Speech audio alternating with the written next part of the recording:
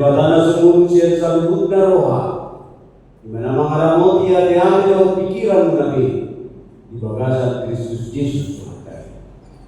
Amin. Shalom. Selamat hari Minggu Trinitatis Madita Saruna.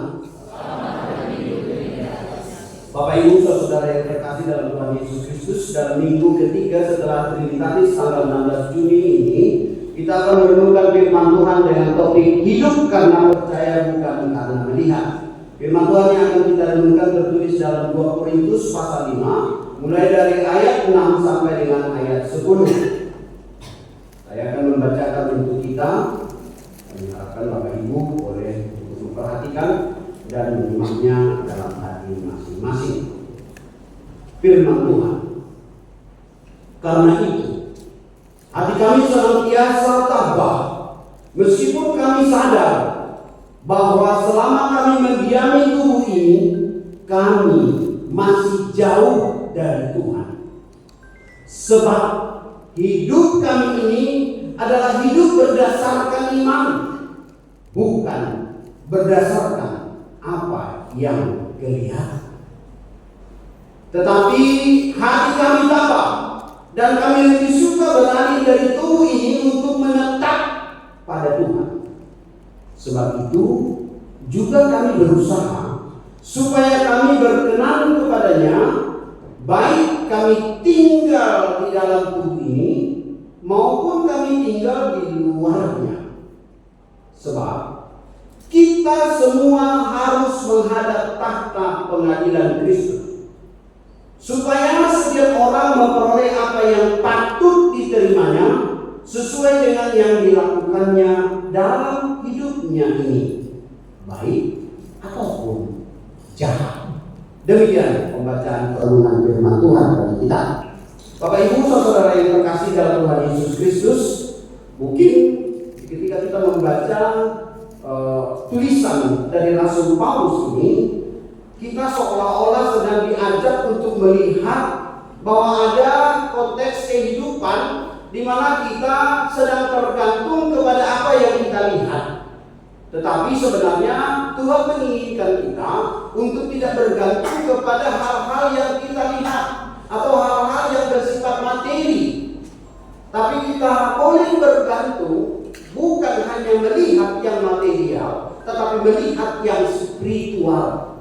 Jadi dalam hidup kita ini ada yang namanya tubuh jasmani, tetapi ada yang namanya tubuh rohani. Ya, nesano incorpore sano, dalam tubuh yang sehat terdapat jiwa yang sehat. Berarti kalau tubuhnya sakit, jiwanya sakit. Kita ini semua si satu sahina. Judul kita pasti sedang menyimpan ada penyakit. Berarti kalau begitu dari pernyataan Nesano incorpore ini, berarti kita sedang sakit. Ada yang berkata aku tidak sakit? Saya tahu kira-kira gitu ya. Oke, tidak apa-apa. Itu adalah berbicara tentang iman.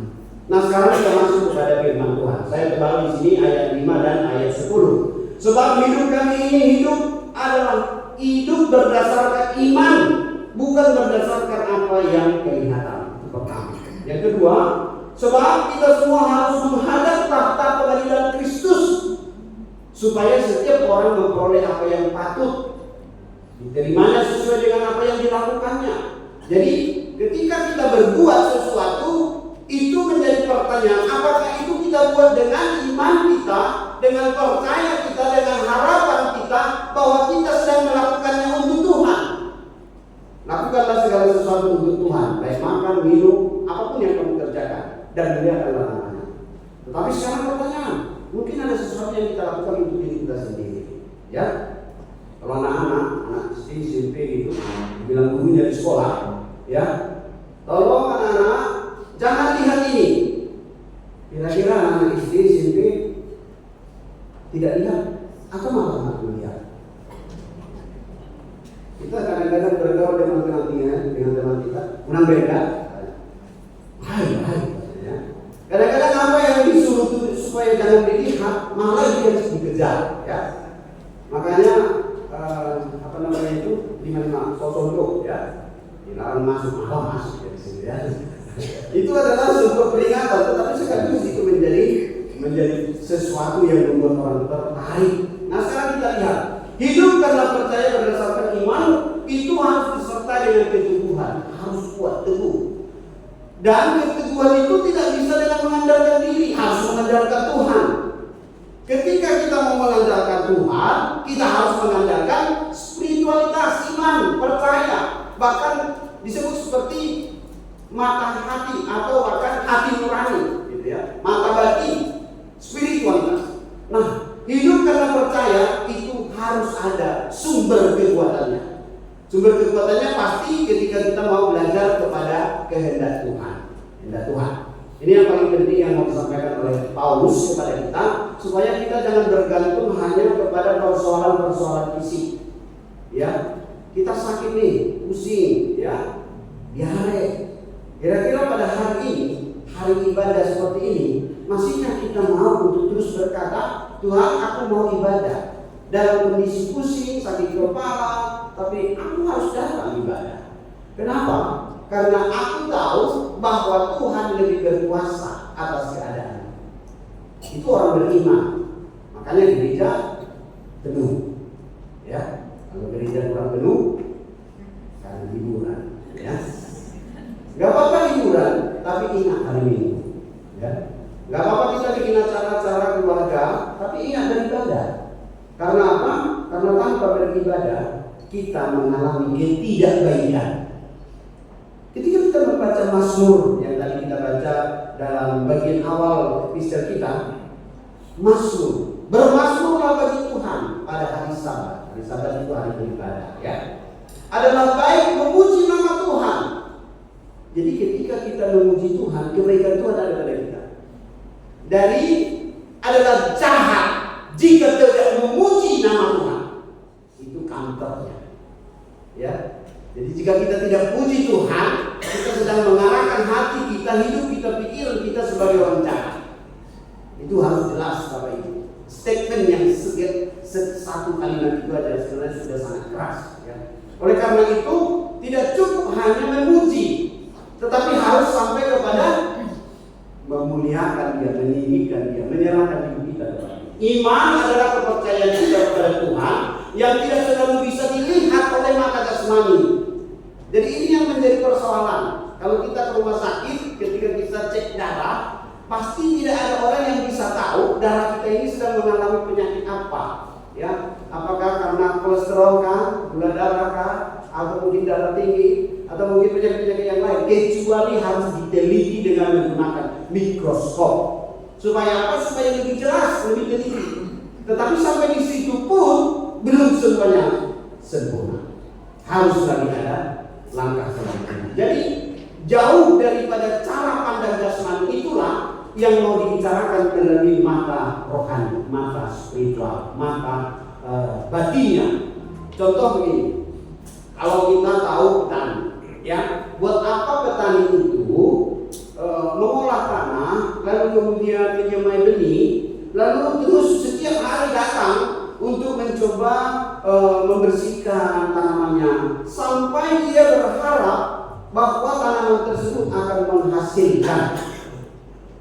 Pertanyaannya kepada para petani, apakah pasti tanah yang ditanami benih itu akan menghasilkan? Belum tentu. Beberapa bulan kemarin kita berhadapan dengan bencana, ya. Jadi ketika kita berhadapan dengan bencana, pasti para petani mengalami banyak kerugian. Nah sekarang pertanyaannya, apakah para petani kita, orang-orang yang pernah hidup di tengah-tengah keluarga agraris, apakah kita masih mau terus untuk mengolah tanah, sekalipun mungkin belum tentu kita mendapatkan hasilnya? Nah itu yang disebut dengan berharap kepada Tuhan.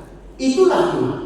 Jadi dasar kita untuk berbuat itu bukan karena kita ingin segala sesuatu yang kita kerjakan itu memang harus mendatangkan berkat hasil kepada kita, tidak. Tapi itu sebagai bagian daripada pengabdian kita kepada Tuhan. Ya, tugas manusia di dunia ini adalah mengelola seluruh hasil ciptaan Tuhan. Yang kedua, ketika kita mau belajar dari teks hidup karena percaya bukan karena iman, kita sedang diingatkan ada karakter yang harus dibangun di dalam hidup kita. Karakter tabah dalam hidup beriman. Jadi sekalipun banyak goncangan, sekalipun banyak persoalan, sekalipun banyak masalah, tapi ketika orang berhadapan dengan iman bersama Tuhan, maka masalah dan persoalan pergumulan itu tidak membuat dia putus asa. Apa beda orang yang tidak mengenal Tuhan dengan orang yang mengenal Tuhan? Kalau orang tidak mengenal Tuhan, tidak akan mungkin dia menyebut Tuhan tolong saya. Tetapi kalau orang yang mengenal Tuhan, apapun persoalannya, dia selalu katakan, Tuhan, kasihani saya, tolong saya, berkati saya, selamatkan saya, lindungi saya. Itu adalah bukti bahwa kita sedang mengandalkan hidup tabah beriman. Harus orang tabah yakin dan harus meyakini seperti Paulus, sekalipun tubuh ini nanti, sekalipun tubuh ini nanti sebenarnya akan binasa, tapi aku percaya bahwa dalam tubuh ini ada pertolongan Tuhan. Itulah kemah yang akan kita dapatkan, ya. Jauh dari keberadaan kita sekarang. Yang ketiga, tujuan utama kita berusaha untuk menyenangkan hati Tuhan. Bahkan tujuan kita untuk hidup adalah untuk menyenangkan hati Tuhan, bukan menyenangkan diri kita. Seberapa banyak kita hidup untuk menyenangkan diri kita? Asa sonang, asa aku, ya kan? Asa ibadah. Itu bukan tujuan hidup ketika Tuhan menciptakan kita. Supaya namaku dipermuliakan, supaya Dia memuliakan namaku. Itu tujuan kita. Yang keempat, semua tidak ada satupun dari antara kita yang bisa lari dari tahta pengadilan Tuhan. Dari mulai kecil sampai kita tua, sampai akhirnya kita mengakhiri hidup kita, tos mahosana, gitu ya. Tidak ada satupun dari antara kita yang bisa lari dari tahta pengadilan Tuhan. Oleh karena itu dikatakan, semua akan menghadap tahta pengadilan Kristus, supaya setiap orang memperoleh apa yang patut. Jadi ternyata apa yang kita kerjakan setiap hari itu dicatat oleh malaikat Tuhan, dan itu akan dibeberkan pada kita ketika duni tosma osan. Itu akan dibeberkan dan tidak bisa berubah lagi. Jadi yang bisa berubah kita lakukan itu hanya sekarang. Didik bisa dari dulu kita ubah. Kalau ada sesuatu yang menyakitkan orang lain, itu bisa kita ubah sekarang. Ya, kita mau memulihkan hubungan kita. Kalau ada sesuatu yang membuat kita mengalami banyak persoalan dan penderitaan, hanya sekarang itu bisa kita mau Tuhan jamah pulihkan saya. Jadi semua menghadap tahta pengadilan Kristus supaya setiap orang memperoleh apa yang patut diterimanya sesuai dengan yang dilakukannya dalam hidupnya, yang baik atau yang jahat. Makanya kita Wahyu berkata, semua yang kita kerjakan mengikuti kita, karena kita tidak bisa lihat tadi, ya. Yang baik kita buat pasti dia akan mengatakan ini baik, ini baik. Yang jahat kita buat pasti akan ada ini yang jahat, ini yang jahat. Jadi sekarang persoalannya, bagaimana kita berjalan di dalam jalan Tuhan? Mengubah pandangan, jangan sampai kita mengubah pandangan, jadi sehingga kita tergoda atau menggoda, ya. Lama-lama ini yang disebut dengan mata nafsu, mata keranjang, mata bidat, mata yang mengarah kepada kehendak-kehendak bukan dari Tuhan. Jadi tadi kita bicara tentang kehendak Tuhan. Sekarang kita melihat kenapa kita digoda oleh kehendak yang bukan dari Tuhan. Ada lagunya itu, hati-hati gunakan matamu, hati-hati gunakan matamu, karena Bapa di surga selalu lihat ke bawah. Hati-hati gunakan matamu. Ternyata mata kita ini atau tubuh kita ini bukan hanya mata, ya, panca indera kita saja. Panca indera kita ini sebenarnya selalu menjadi alat untuk kita mau dekat Tuhan atau jauh dengan Tuhan, ya. Jadi mata jasmani akan sangat mudah membuat orang menjadi ketakutan dan bahkan mungkin menjadi lemas. Namun mata rohani, mata iman, mata batin, mata hati, jika itu sudah didasarkan oleh janji firman Tuhan dalam hati kita, dalam sanubari kita, maka itu akan menyertai kita dalam perjalanan hidup kita dengan kuasa Tuhan. Jadi banyak orang-orang yang kita lihat sekarang di berbagai tempat, bahkan di YouTube juga, mereka bisa melihat hal-hal yang tidak bisa kita lihat. Itu adalah karena proses yang lebih tinggi dari hidup jasmani. Dia sudah masuk ke hidup batinnya, spiritualitas. Ya. Sekarang yang mau kita pilih apa? Pilihlah berjalan menggunakan mata iman, percaya kepada Tuhan. Itu yang diingatkan oleh Paulus. Hidup karena percaya, bukan karena tergantung pada iman. Jadi apa yang mau kita pelajari? Belajar berjalan dengan penyerahan diri kepada Tuhan.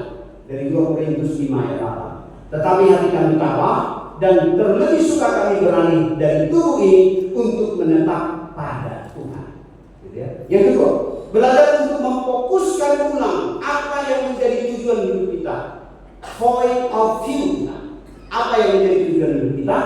Yaitu untuk menetap bersama Tuhan. Itu Paulus katakan.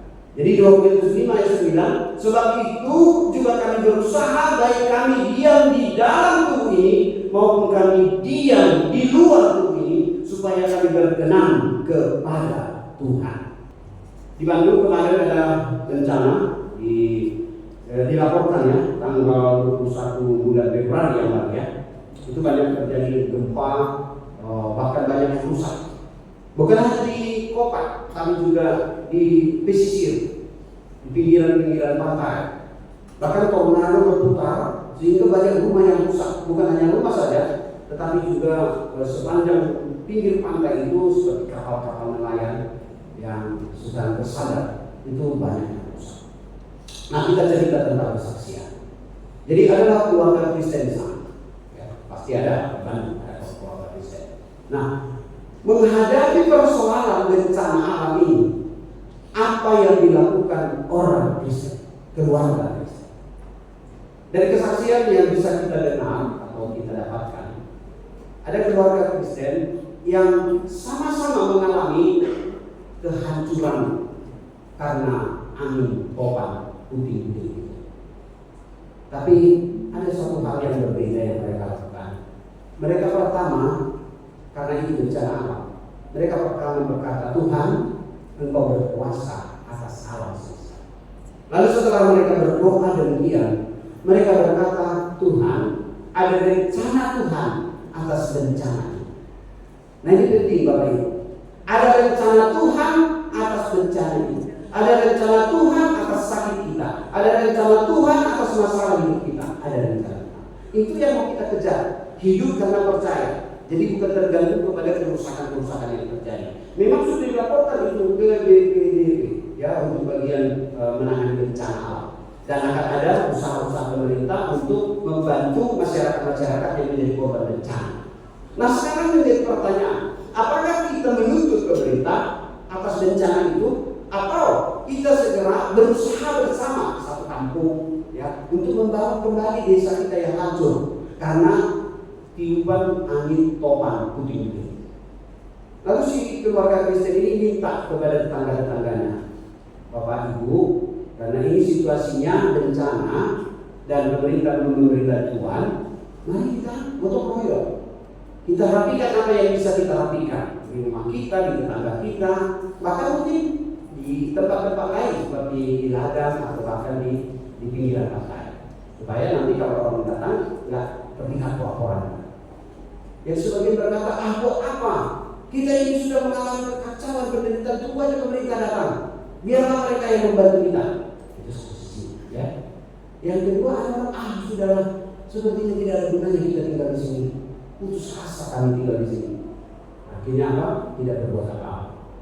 Yang ketiga, itu teman-teman Bapak itu tadi. Oke Pak, saya bantu Bapak. Mana sama-sama kita kerjakan? Mana yang bisa kita rapikan? Rapikan rumah yang masih bisa reot-reot, didirikan sedikit supaya bisa untuk ditinggali. Terus mereka pergi ke pantai, kapal-kapal yang sudah terbalik, ya, itu mereka perbaiki lagi. Lalu kemudian mereka bekerja. Tapi bekerja bukan karena mereka punya yang banyak, tapi mereka nggak punya apa-apa lagi, udah hancur. Tapi mereka bekerja di tengah-tengah kesulitan itu sangat sulit. Tetapi ketika mereka bekerja bersama, bekerja dengan berharap kepada Tuhan, bukan berharap bukan berharap kepada orang donatur, mereka akan semakin semangat. Karena sama-sama menderita, sama-sama hancur. Tapi mereka bekerja.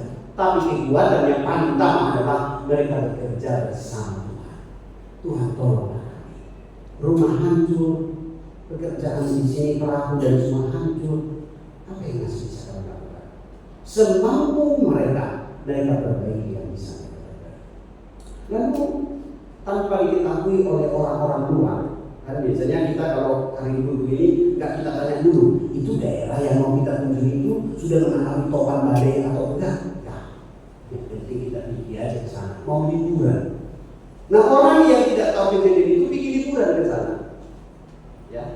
Nah, orang yang liburan itu melihat porak-poranda daerah itu. Tapi orang yang tetap berharap kepada Tuhan bekerja, memperbaiki jalan, memperbaiki rumah, memperbaiki perahu. Lalu mereka tertarik. Yang sana hanya begini, yang sini pontang panting. Masa apa yang bisa dimasak? Lalu dia tanya, Pak, apa yang terjadi di sini? Kami mengalami angin topak puting-puting, banyak yang rusak. Lalu kenapa di sana ketika kami masuk, orang itu hancur semua? Tidak ada yang bekerja seperti kalian di sini. Iya, kami sudah ajak mereka putus asa. Dan Bapak, kami berharap Tuhan akan buka jalan. Itu gimana? Wah, terima kasih. Kami akhirnya teringat bahwa di tengah-tengah kesulitan masih ada semangat dari Tuhan. Lalu para pengunjung wisata itu berpikir, gimana ya? Apa yang bisa kita lakukan di sini? Begini aja. Kita coba hubungi beberapa teman-teman kita. Mungkin mereka mau bantu. Oke, kita coba. Lalu mereka telepon ke konsultasi. Ternyata yang di luar sana tertarik.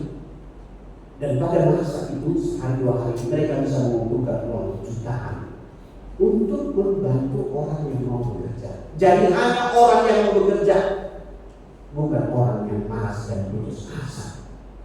Bapak Ibu, ini adalah sebuah bukti. Di tengah-tengah kesulitan pun ada pertolongan Tuhan, ada kuasa Tuhan, asalkan kita mau hadirkan Dia di tengah-tengah hidup kita. Next. Jagalah mata batinmu agar dapat melihat segala sesuatu seperti yang dikehendaki Tuhan. Bagaimana kita bisa menjaga mata batin kita? Kita baca dulu dari 2 Raja-Raja 6 ayat 2 Raja-Raja 6 ayat 16 sampai 17. Demikian jawabnya.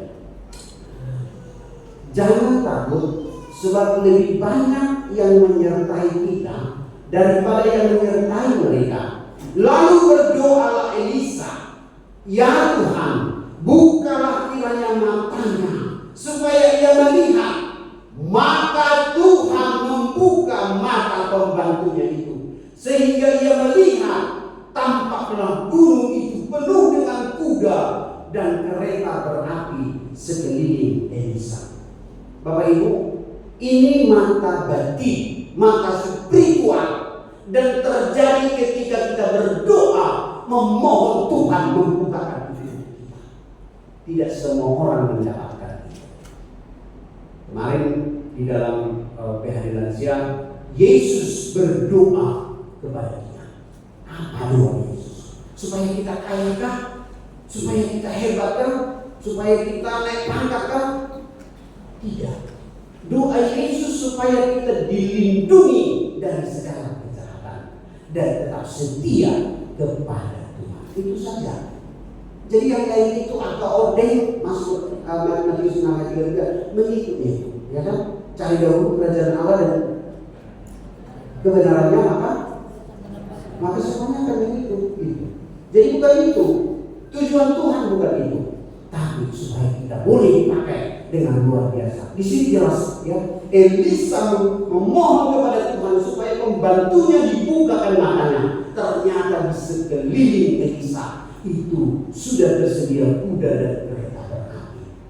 Kita tahu Elia dan Elisa, ya, itu adalah tokoh nabi yang terpilih, ya. Mereka boleh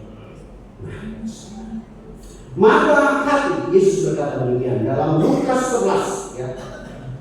Matamu adalah pelita tubuhmu. jika matamu baik, teranglah seluruh hidupmu, tubuhmu. Tetapi jika matamu jahat, gelaplah tubuhmu. Karena itu, perhatikanlah supaya terang yang ada padamu jangan menjadi kegelapan. Nah, mata kita ini masih bersifat jasmani, belum bersifat rohani. Sehingga kita harus melatihnya supaya Tuhan menguduskan, menjaga, memberkati kita, sehingga kita punya mata yang berjaga. Jagalah mata batinmu agar dapat melihat segala sesuatu seperti yang dikehendaki oleh Tuhan. Caranya bagaimana? Sadarlah bahwa kita manusia berdosa, lemah, keinginan daging, keinginan iblis, gitu ya. Jadi ini pertarungan. Nah, yang kedua, miliki komitmen untuk terus mengulang apa janji Tuhan. Nggak bisa sekali. Kadang-kadang bapak mama janji mau beli sepatu, mau beli baju, mau beli tas. Anak-anak tidak cukup sekali. Ma, mana janjinya? Besok, ma, mana janjinya? Ma, sampai mereka selesai libur masih tetap ditunggu, ya. Banyaklah berdoa, membaca firman Tuhan dan memuji nama Tuhan. Itu masuk 92 kali. Bergaulah dengan orang-orang yang takut atau yang dekat dengan Tuhan. Ini penting. Mengenai atau naik kita tambah aposelta, alai akan ngata nasuh nomor gereja, kan gitu ya. Nasuh nomor minggu kemana itu sangat kontradiktif, ya. Mari kita berjuang untuk hidup dan bergaul dengan orang-orang yang tetap setia dan percaya kepada Tuhan. Nah, ini mata batin. Saya nggak perlu, ini saya sudah bahas dengan Ama, ya. Bagaimana melatih kita untuk memiliki mata batin. Mata batin itu memampukan kita untuk melihat yang tidak bisa dilihat oleh manusia biasa, tetapi tujuannya harus memuliakan Tuhan. Banyak orang seperti kemarin saya bilang di PRM, sekiranya di saung itu ada setan, ada pocong, masih maukah bapak-bapak ngopi-ngopi di situ malam-malam? Wah, siapa yang mau? Akhirnya kami yang tidak ada mobil. Sekiranya, itu masih sekiranya, itu ya. Tapi jika ada orang percaya tidak perlu. Itu karena data batin kita bisa melihat. Nah, diskusi kami juga dengan Ama, sekiranya kita dikaruniakan untuk melihat roh halus, roh kasat mata. Kira-kira kita hidup bahagia atau malah semakin susah? Makin susah. Masih susah. Jadi itu penting bagi kita sebenarnya. Yang penting kita bisa melihat rencana Tuhan, supaya hidup kita semakin kuat, semakin berkati. Karena tujuan hidup kita hanya kepada Tuhan. Itu ya. Ini tidak perlu kita bahas. Next. Tanda mata kita, rohani kita sedang sakit. Tidak lagi menikmati kehadiran Tuhan, tidak lagi berpikir tentang Allah, mulai meragukan kebaikan Tuhan, bahkan tidak lagi memiliki keinginan untuk bersekutu, berdoa. Ya. Tidak lagi khawatir bila tidak datang ke gereja. Tidak khawatir jika tidak pertanyaan. Tidak khawatir jika tidak mengikuti kegiatan-kegiatan rohani. Itu sedang sakit. Suku duduk samping ini. Sedang sakit kan kita? Nah, saya doh. Mana tua doh. Ya. Lalu tidak lagi bersedia untuk memberitakan kebaikan-kebaikan Tuhan. Ketika kita memberitakan kebaikan Tuhan, ingat firman Tuhan Mazmur 92. Maka kebaikan Tuhan akan terus datang. Diberkatilah orangnya yang selalu mau memuliakan Allah. Nah, jika kita tidak mau, jangan harap banyak pertolongan Tuhan yang ikhlas. Jadi bersyukurlah jika kebaikan Tuhan terus kita terima. Jadi perlu pembangunan rohani. Ama akan melaksanakan pembangunan rohani. Ada 3 mata rohani, melihat dengan mata Tuhan, mata jasmani melihat dengan mata manusia daging, baru itu fisik, dari 3 mata daging, saya sebut di sini mata setan. Mata setan itu mata keranjang, mata duitan, mata mencuri, mata macam-macam itu, ya. Oke, next ya. Jadi kita harus memandang keinginan Tuhan, bukan keinginan daging, bukan keinginan mata. Ya, kita pengen nggak diskon, jadi sering nggak mau. Tapi kalau nggak ada uang, sakit mata juga kita. Orang sering mau cuci mata. Tapi begitu nggak ada isi dompet, malah jadi sakit mata, ya. Keangkuhan hidup itu akan membuat kita jauh dari Tuhan. Bukan berasal dari Bapa, melainkan dari dunia ini. Maka itu jangan bangga ketika kita sedang berdosa, ya. Jangan bangga ketika kita jatuh dalam dosa. Orang teman-teman kita banyak bercerita, aku kemarin begini, istriku tidak tahu. istriku tidak tahu ada pacarku. Nah itu bahaya. Itu jangan sampai terjadi. Karena itu adalah orang-orang yang sudah membuka dirinya untuk masuk dalam jebakan setan. Nah itu harus dilawan. Itu harus bijak di sini, ya. Harus bijak, tidak gila-gila apa-apa, ya. Makin sikat dia mengajak kita atau makin jarang. Kalau makin jarang ya. Nah, kita belajar lagi. Orang yang benar-benar buta dengan orang yang tidak benar-benar buta. Ini, makanya sudah saya katakan buat ya. Orang yang benar-benar buta, dia akan tetap fokus bukan pada apa yang dibuat orang, tetapi apa yang Tuhan buat bagi diri. Jadi karena kita hidup karena percaya bukan karena melihat. Sampingnya itu ada seorang ibu menemani dia, tapi juga menulis, tapi tidak buta. Nah, ketika dia mendapatkan isi dari kotak itu, karena ini cerita saya waktu saya dicatat, dia akan mengeluh karena kotaknya itu bunyi kerja-kerja. Dia berada kalau bunyinya, tapi kalau bunyinya agak nggak terdengar, berarti bukan. Oh ini. Tapi si bapak itu enggak. Dia fokus, dia hanya mohon, hanya Tuhan yang bisa memberkati. Lalu dia letakkan di situ tempat untuk meminta-minta. Lalu dia mencoba menahan diri. Dia bisa berseruling. Dia berseruling menggunakan buku pendek. Ya, mungkin buku pendeknya tadi seperti yang dinyanyikan dengan manusia ya. Oh mata nang sama dia sitok parang itu dano. Nah pasti kalau para lansia lewat dekat bapak yang buta dan berseruling cepat-cepat ini karena ada tersentuh hatinya, ya. Tetapi kalau lagu dari wilayah itu nggak bisa karena sulit ini. Roh masuk batu jorok, ya kan? Ini pakai seruling seperti itu ya, pakai sulit. Nah, ketika saya tadi menikmati juga kor dari wilayah ini, roh Allah sobat jorok ini adalah sebuah Paulus juga, ya. Dan yang paling penting dari situ adalah bukan hanya roh. Bukan hanya datang di gereja, tetapi dan lehonomu nasotar tubuh kau. Dan nama dia beau madalani dalaki. Jadi ketika kita datang pada Tuhan, kekuatan Tuhan ada di pundak kita. Masalah persoalan apapun yang akan kita lewati, ada Tuhan yang memberkati. Bahkan dikatakan di bagian terakhir tadi di dalam yang disampaikan, Ali Tuhan, au tongsai posmarohaku dan Maria. Ini menjadi sebuah saya hubungkan dengan Paulus. Dia tidak takut mati. Berulang kali Paulus harus berhadapan dengan maut. Tetapi maut tidak bisa merenggut nyawanya karena dia ada dalam tangan Tuhan. Seperti lagu Ahmad tadi. Sono ito nataho mangeoleo di ulus alogo tudos susima unuki sigalupari ditiki sohutan dan dope Tuhan. Jadi ketika kita tidak kenal Tuhan, maka hidup ini susah. Karena tidak tahu kita bagaimana kita mengatasinya dan apa yang akan kita hadapi, bagaimana kita bisa menang mengatasinya. Tapi ketika kita sudah mengenal Tuhan, dukutada Tuhan, dukutada Yesus dilekon Maria gugunya. Inilah yang paling penting ya.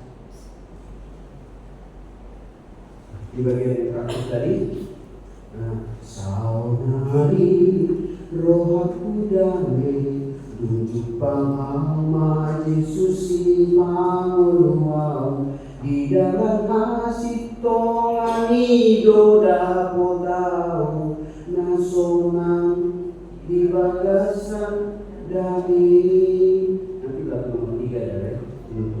Jadi ini berhubungan juga dengan lagu buku ini nomor 769. Refnya trompe marah manahobial dibataki sumani orang.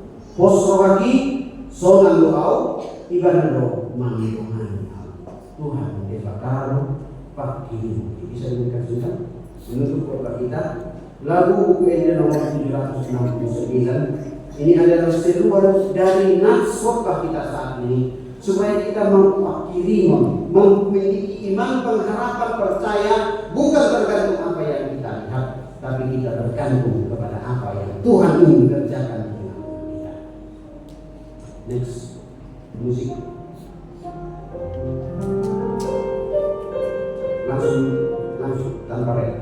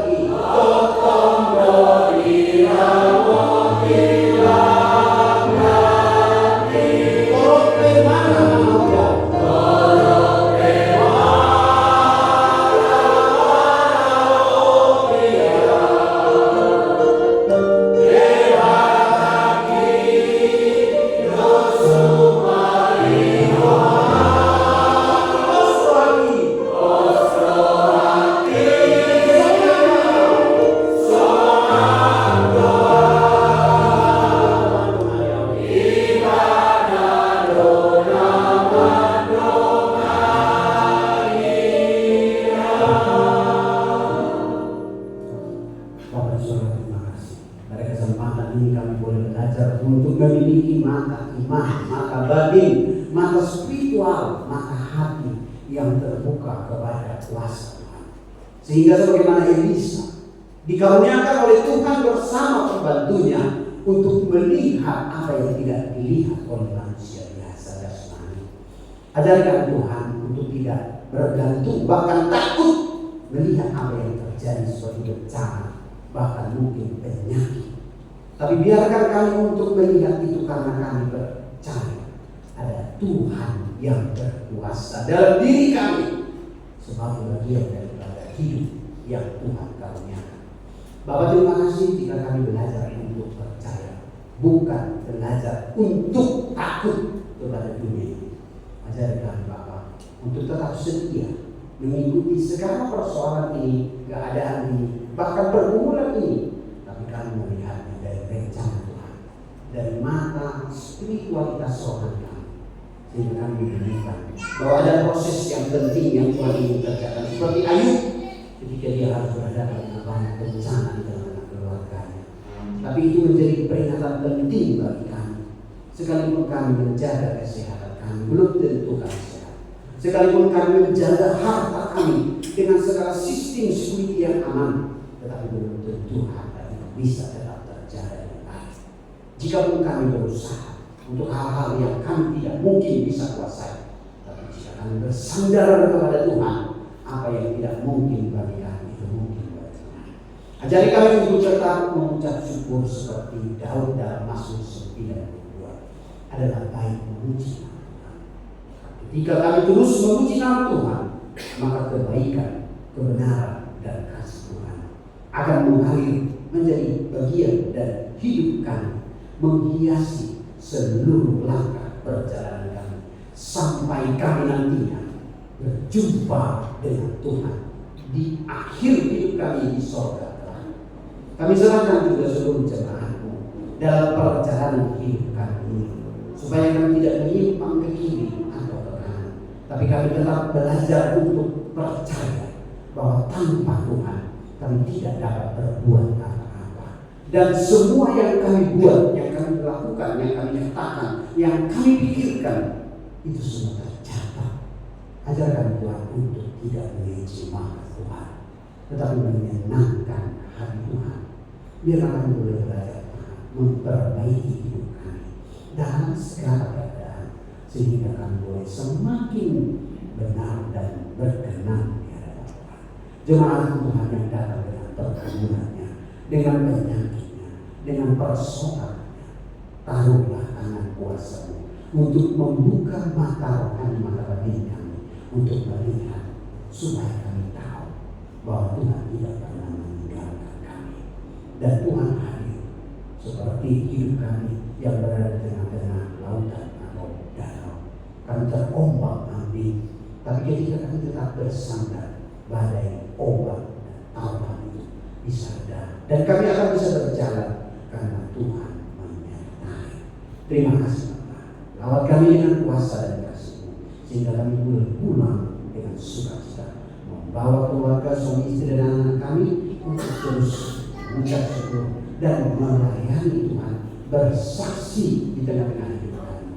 Terima kasih Bapak, berkati gereja dalam seluruh program pelayanan kami, baik Gereja Kotilon maupun setiap aktivitas kunjungan, bahkan rencana ke depan ada serah terima, dengan Tuhan yang memberkati kami. Berkati juga secara keseluruhan HKBP yang akan mengutus para misionaris, berkati juga tahun Zending yang akan dilaksanakan di HKBP, sehingga semua kami memiliki kecintaan memberitakan Injil dimanapun kami berada.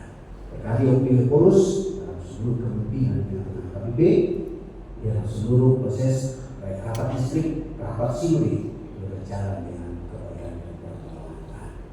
Terimalah doa dan sembah kami dalam nama Yesus Kristus kami mengucap syukur. Amin.